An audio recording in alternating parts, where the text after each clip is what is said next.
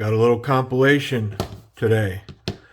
Got this guy right here, which is the Ontario knife.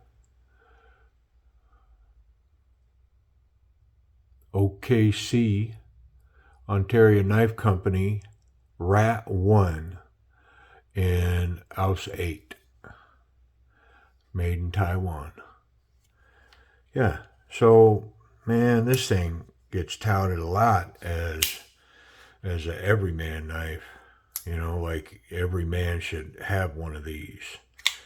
And the ergonomics, it's on washers.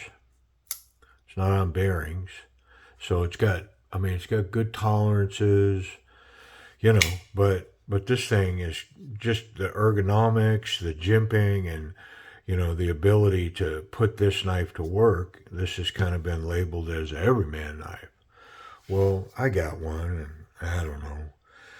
So then I got this, the Ontario Knife Company Rat 2. And it's quite a bit smaller, as you can see. Overall, it looks like the same knife. It's got the same blade, same jimping, same cutouts and handle ergonomics. Just quite a bit smaller. And I'll be honest, I like this knife way better than this knife. I would recommend this one and not this one. Me personally, I just didn't see it. The washers on this knife, I mean, yeah, it's tough. I believe that you could buy this knife at Walmart at one point for like $30. I don't know that you could find one there now. It's got a liner lock. And on this one, I mean, I really haven't used the knife. I bought it, but it's at like 75% lockup over there, which of course that didn't impress me very much. I mean, the knife's basically brand new and it's already way over. It just feels like a big kind of awkward knife to me. And so I never really kind of got it. And the only reason I'm hanging on to it was because I picked this one up. And man, I really like this one. It's on washers. And yet, I mean, I worked this action and this action. But this one runs like a champ, man. You'd think this thing was on ceramic bearings. Just how nice this one runs. And so, I mean, I'm going to kind of run them through their paces without taking them both apart. I am going to take this one apart, but just to run them through their paces. I mean, the action on this is okay, being on bearings. It definitely flings out with the thumb stud, and you can spidey flick it. The drop action is definitely washer action. It's got very solid lockup, and I mean, that's about it for the action. The ergonomics on this one, I mean, the design of this handle and how this all comes together, it's comfortable. The pocket clip has disappeared. This jimping, I mean, that's world-class jimping right there. Just FYI, man, it's facing backwards. It's fairly sharp, and it's going to lock you in. I mean, honestly, that's combat knife stuff. It's wonderful. Really like it. So the ergonomics are pretty good. This one, the action on it is just stunningly smooth on this little bitty thing, lighter blade. We are 50% lockup on this one as well, right out of the gate. But the drop action, the closing, and the opening on this one is really wonderful. The lockup is very solid. And the knife, to me, it's still a 4-finger knife behind the finger guard. And so I can't explain it. It's not that I'm down on big knives. I have a lot of big knives and many that I carry in my pocket. Some bigger than this, way bigger. but it just doesn't float my boat, man.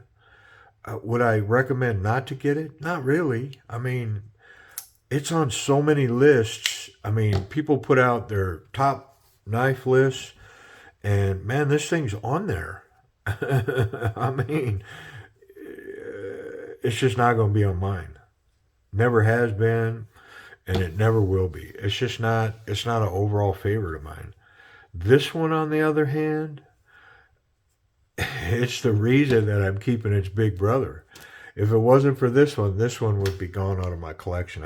It would be one that I said, yeah, I had one at one time, and I passed it on somehow. But because of this one, I keep this one around. I don't know why. I should just single this one out and go, yeah, I had them both, but I like this one. I wasn't a big fan of that one, so that one went bye-bye. I don't know. That may be what I'm doing is I'm creating separation with this video. You know, sometimes you just gotta talk it out, and then those words have power, man. It's like, you know, the fact that I haven't spoken it, this one gets allowed to stick around. But now that we've cleared the air, I'm not gonna feel bad about, finding, rehoming this bad boy.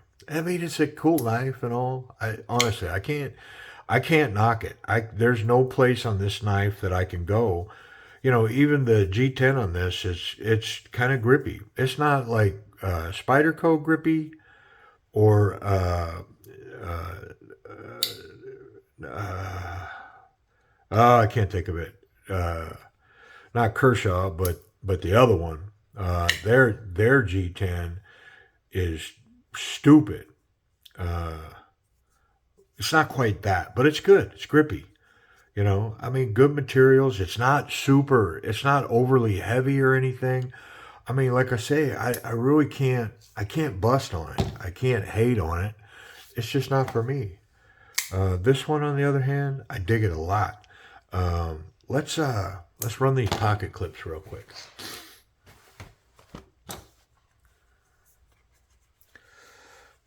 So this one has been in my pocket quite a bit. Now, I don't know that I've ever carried it in that thick stuff, but it runs perfectly well in the thick stuff, holds extremely well. Standard jeans, yeah, it's great grip. It's not going anywhere. My back pocket where I go, it does have some exposure. It's about a half an inch coming out of there. But the pocket clip runs good. How about safety? Safety on this knife, there's no contact in that blade there, and there's no contact in the tip on that either.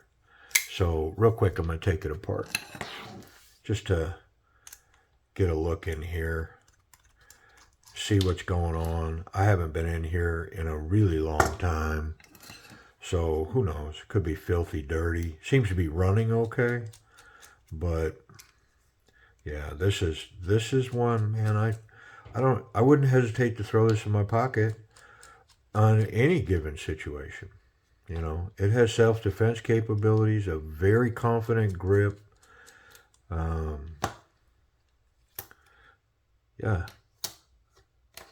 I mean, looks like it could be cleaned up a little bit, and it's got the brass washer, and it's got a nylon liners.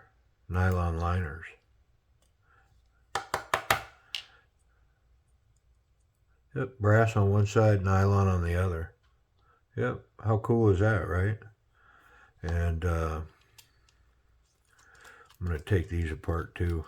Some of you already know where this is going. I mean, I'm not going to give it away, but if you've been watching the channel at all, there's nothing cryptic about what I'm saying right here at all. I will say that hey, that rat one, that may be a great little giveaway knife. We're coming up on 1,000 subscribers pretty quick, and I'm really stunned by how many people are watching me take knives apart and talk to myself. And there's been a few haters, not many. y'all wouldn't know, because honestly, when that negativity drops, I don't mess around. I just send him packing. I don't have time for all that, and I don't really care. I mean, doesn't matter to me what people think or say or do, but I'm just not gonna allow it to hover around here. Hey, if I'm not doing something right or you don't like it, speak up. I mean, it's not about that. Don't think I'm saying that at all. I'm down to be criticized, but you know, I think y'all know what I'm saying. An intelligent person understands where I'm coming from. There's trolls and people that are just negative and want to just drop bombs that don't make any sense. Just say horrific things about knives or me or the channel or whatever, and it's just like, man, there's nothing constructive in it, and so I'm out. All right, guess what? I'll be right back. Okay, this is gonna be my thing. I'm gonna start calling myself Timmy. So move over, Rover. Let Timmy take over. Yeah, you know what I'm talking about. How about some purple? Purpley purple. I mean, I dyed these purple, man. Like, not black, but just the darkest, deepest purple, man. I put these in for, I don't know, 30 minutes at almost a boil, and they did not disappoint, man. That is like super purple.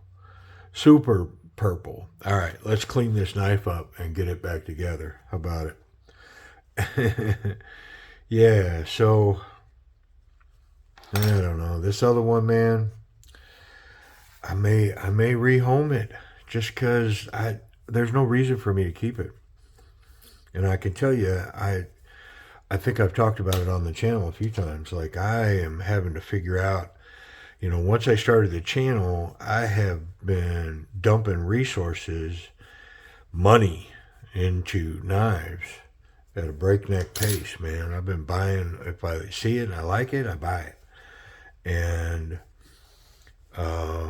the sheer number of knives in my collection right now has gotten a little out of hand. And so I am looking for avenues to put some of my collection on the market, on the block. And this knife will qualify because I don't carry it. I'm not interested in carrying it. It's not a favorite of mine. So, I mean, honestly, I might as well put it in that category and get it down the road. I am going to polish these ever so slightly on a 12,000 grit belt that I have, a sharpening belt. It will just shine these up a little bit. And not that action needed improving, because, man, it's good. But whenever I did, can you see the difference there? And I haven't wiped it off. Like, once I wipe it off, it'll shine up a little more even. So, yeah, it's just little stuff, man. All right, let's get rid of that. I'm close to doing a sharpening video as well. I want to do some sharpening. It's pretty specific, my sharpening, because I do use a belt system. But I'd love to spend some time on the channel and really show how I belt sharpen and the benefits of it, and really how easy it is. I mean, like any sharpening, there's some technique to it. But it really, for the most part, is very simple once you figure out how to draw a burr. Once you get there, man, it goes pretty easy. Now, yeah, that's what I was thinking. I'm going to put these on ahead of time. Yep, I'm going to start there and get these all attached.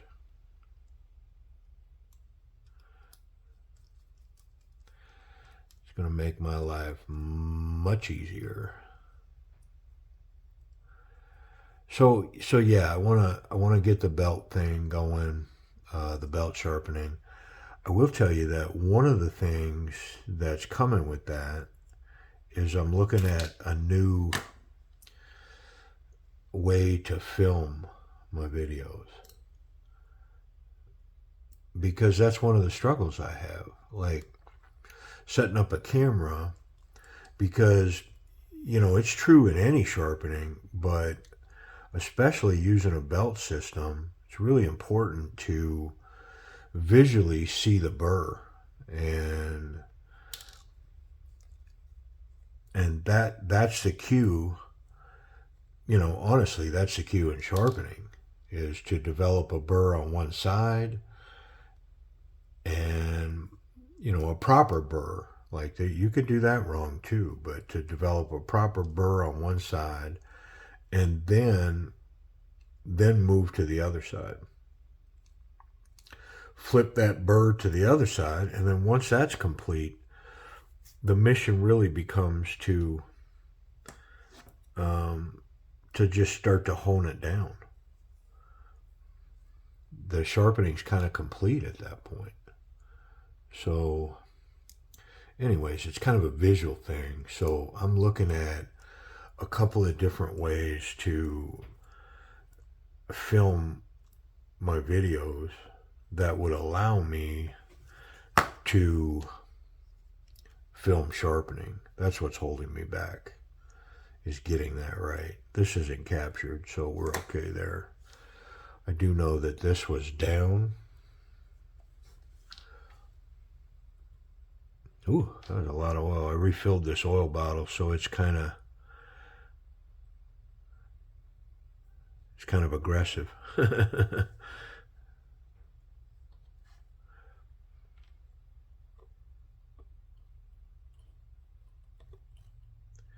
little over oiled. Get that nylon washer down.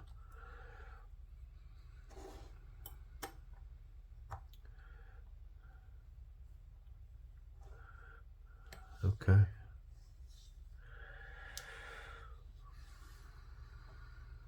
I'm going to put just a little bit in the path of that detent.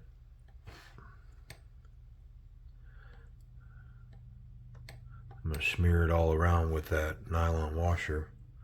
Stupid, man. All right, here we go. I think I'll just put this on. Now it says this is captured. Sure enough, I'm looking at it, and that scale is captured. Where's the D on this pin? There it is. Needs to be facing forward.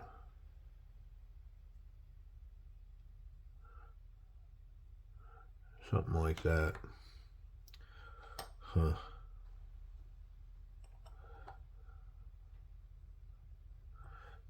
Thumb studs got me sticking up in the air there.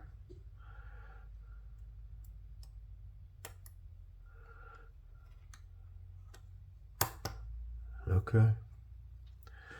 That's it. Money. Money, dude. There we go.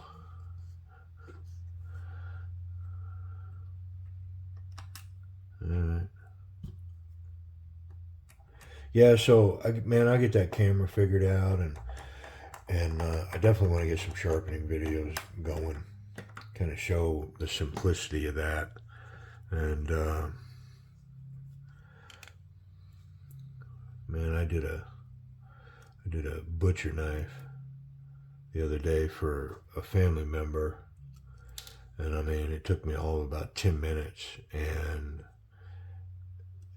it's so razor sharp that I kind of had to talk about it with him. Go, I don't know, man. I mean, this thing, you cut yourself if you're not prepared for this. It's almost too sharp for a chef knife. But it goes so quick. I mean, it's just been something that I've been working on. I suppose it's like anybody that sharpens.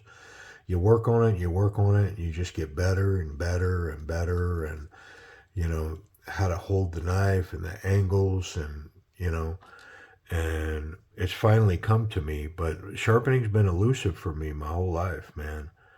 I mean, in my 20s, my teens, my 20s, my 30s, my 40s, and truthfully, most of my 50s.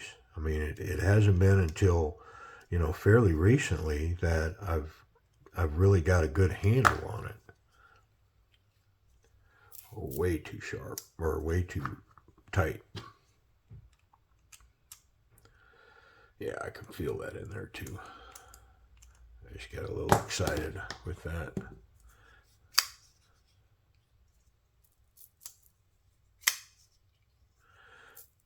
So it's opening well. It feels a little restricted on the close.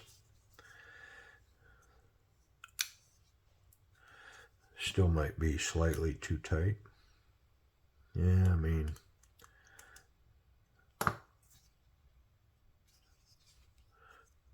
there we go. Mucho better. It's amazing how much a pocket clip adds to a knife, because without this pocket clip, it's kind of awkward, like not having anything over here to grab onto. So, yeah, wow, that thing's wonderful. All right, let's get this back on, and then we'll wrap up. So yeah, I mean, I've got to figure out how to sell some knives, how to move some inventory, continue to fund the channel. I'd love to just keep everything, you know what I mean? And just keep hoarding it and collecting it and adding it and buying cases and doing all that. But I mean, there's even a big part of me that's like, why? Like this knife. This is a great knife to be having this conversation, because it's not a favorite of mine. It's not something that occasionally I pull out and I consider carrying it, or running the action or talking about it, or, you know, it just sits in there next to this one that I do have some interest in.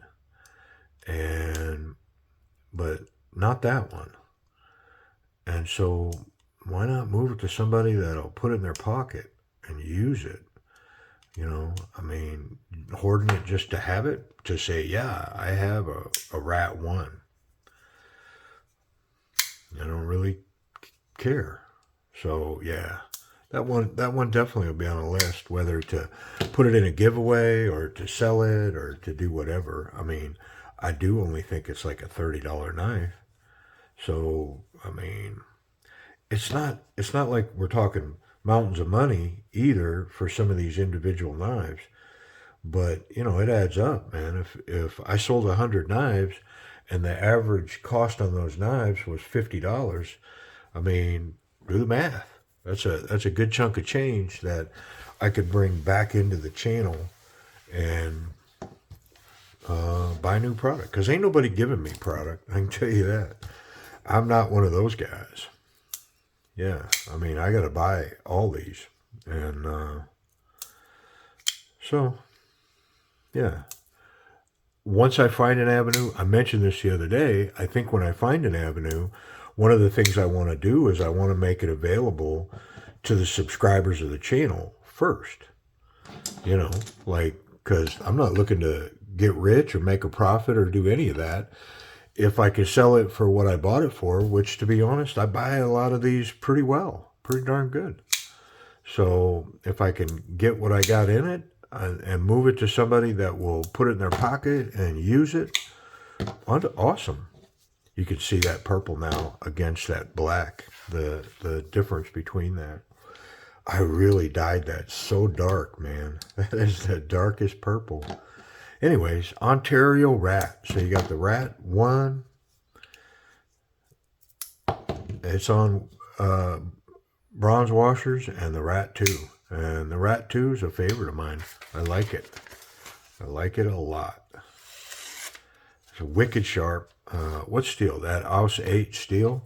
This one should be sharp too, because I've never carried it, used it. Yeah, I mean, what a great knife. Just not my cup of tea. All right. Ontario Rats, a little bit of purpliness. I appreciate you watching. Oh, how about price and availability? I'll tell you. Both of these are available on Amazon for about 40 bucks. And I'll put a link down below in the notes. So if you want to go to my Amazon affiliate to pick up either one of these, you can do that through there. They pay me a little bit of money, a couple of 6 cents or something if you bought one. So anyways, I appreciate y'all watching.